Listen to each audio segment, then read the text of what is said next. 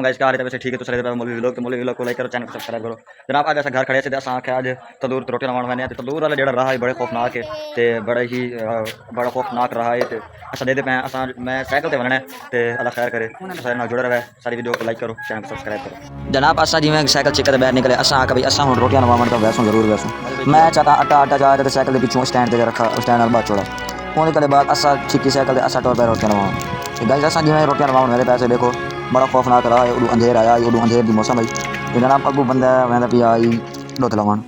तो ये देखो जनाब ये वरी नवी दुध लवान आया खड़ा है ये भी मतलब डरदा वदा सी रात का टाइम आई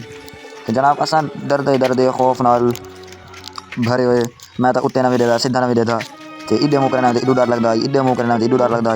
अगू वाल पानी आई सारा तो मैं वाल उत्थे बड़ा कंफ्यूज थी जनाब ये देखो ये अगू वाल पानी आ गई वाल मैं इतों बड़ी ही मुश्किल साइकिल चला ते असा बड़ा ही मुश्किल ते बड़ा ही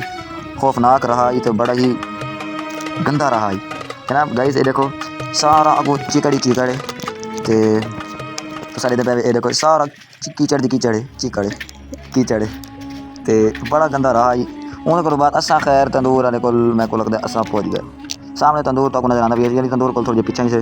तो तंदूर दिखे जनाब ये देखो ये सारा पानी है इतने और सामने दो लाइट बल्दी करें लाइट बल्दी करिए वो तंदूर तक नजर आना भी होती और सारा तंदूर है असा उत्थे पहुँच गए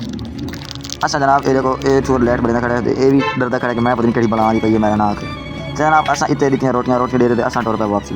वापसी वल मैं को इतना डर लगा रात के 12:30 बजे तक टाइम आई तो जनाब असा बड़ा डरे तो बड़ा कंफ्यूज थे तो बड़ा असा उत्थे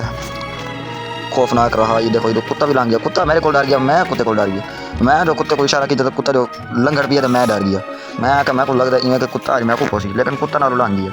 जनाब गाइस असा वल हूँ चीकड़ पहुँच गए जी चिकड़ कीचड़ मीचड़ जरा उतों असा बड़ा ही मुश्किल साइकिल लगाया क्योंकि मोबाइल ही ढांदा आई तो साइकिल ही ढांदा तो आप ही ढाना बड़ा गाइस बड़ा बच्चा मैं ये देखो ये सामने मैं ढांदा बड़ा बच्चा उन्हें को बाद जरा राह आई वो वल आ गया खतरनाक गंदी गली आ गई खौफनाक राह आ गया मैं वल उतों डर गया मैं वल आया अगा आते थे असा पहुँच गया तो हूँ चिकड़ को चिकड़ अगर थोड़ी बेचिकड़ कीचड़ उत्थे पहुँच गए उत्थे पहुँचते वल इतने इतना मतलब डर ना उन्होंने देखते तो वल होने बाद असा आए अगा तो असा पहुँच गए आप भी गली जनाब गए असा बड़ी मुश्किल ना रोकने बाद घर आए तो पुराना वीडियो कम थी तो कमेंट दसा सारे चैनल में भी व्लॉग को लाइक करो सब्सक्राइब करो शुक्रिया अस्सलाम वालेकुम।